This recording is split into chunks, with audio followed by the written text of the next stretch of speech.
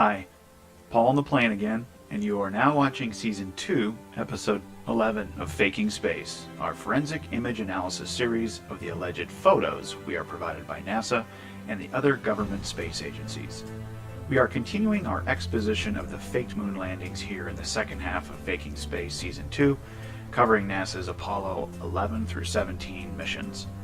The NASA Apollo Journal site has been available for 20 years, some parts as early as 1995, but in 2015, NASA released more than 8,400 high-res images on Flickr, claiming it was every photo taken by the astronauts during the 6 moon missions from 1969 to 1972.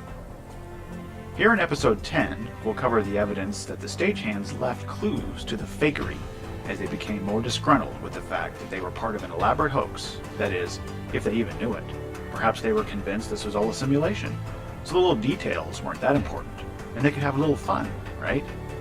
What you are seeing here as Season 2 draws to a close comes as a result of more than 10,000 hours of research, poring over every photo, video, mission log, everything available online relating to NASA's alleged 6 lunar landings.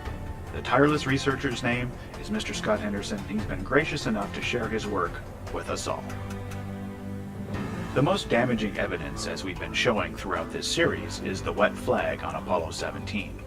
The prop was either rained on or had accumulated morning dew, much like the water on the equipment and EVA suits we provided the evidence for in our previous videos. If you think moisture or water in these photos could happen on the moon, go research what happens to water in a vacuum. Let's proceed, shall we? These 2 rocks were on the left side of the large rock, Tracy's Rock. Then in magazine 146, the rocks are on the right, and 1 photo later are missing altogether. This shows how NASA can manipulate a set.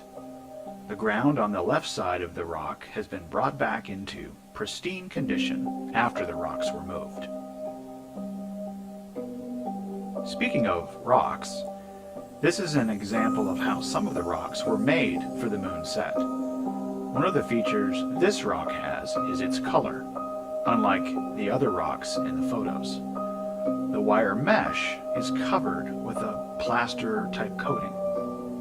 It didn't turn out well for NASA, so there's only a few of these rocks, and only in Apollo 15 do the rocks look like this. The prop rock exteriors were coated to make them appear to be real rocks. This rock was turned over to reveal how it was formed. It appears to have a lunar dust coating. The dust can be scraped away as pointed out here with the tool. A real rock would need to be split open to reveal a flat surface. Examples of how rocks were produced for the set. Remember the many automotive parts in our previous videos? They look like real rocks, but objects such as automotive parts may be found inside. The one above appears to be like an ignition coil. Note the steel band, A, wrapped around the case with square nuts, B, facing the camera.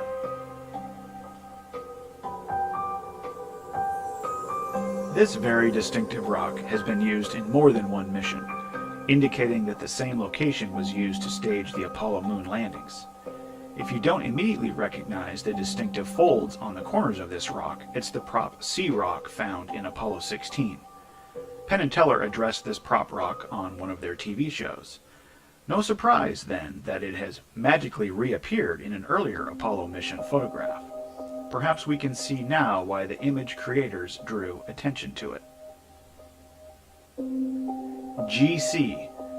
NASA has tried to get rid of the C prop rock, but it's not the only one with lettering on it. This bag is from a golf course. The GC on the bottom means that this is a rental golf bag. Perhaps Major Tom was using it on the moon, and then the GC would stand for ground control. This one will open NASA's eyes, and I hope their eyelashes don't start falling out. The grasping tongs are carefully placed so the shadow makes an arrow. The white glove with rubber tips is at the end of the arrow. To the left of that glove are many more gloves with the fingers sticking straight out of this dirt pile. The astronauts must have had fun staging this. Easily taken to be a small rock in the background, this close-up reveals it contains what appears to be an upper part of a half-buried Labatt beer can. This Canadian Labatt label design is a very close match to the one in the 1970s photo. The LEM landing gear were built by Hero Aerospace of Quebec, Canada. The crews that worked on building and dressing these sets really were whistleblowers. A double shadow of this size would have to take some very powerful studio lighting from 2 light sources. Alternatively, these images have been retouched. It is better to have it in writing than to swear in a Bible. This BS statement is from the disgruntled employees of the Apollo 12 stage crew. We've all written in the sand or dirt before, right? In our next episode, Mr. Henderson and I will cover the Apollo 16 liftoff from the moon, an explosion that was documented well by all the photos, but for some reason, never mentioned by the astronauts themselves. You won't want to miss it. Oh, and don't forget about the cuff checklists, which were cue cards for the astronauts and director's notes. When collecting samples on the moon, don't forget to include the softball. Until next time, this has been Paul on the Plane. On behalf of Mr. Scott Henderson, thanks for watching.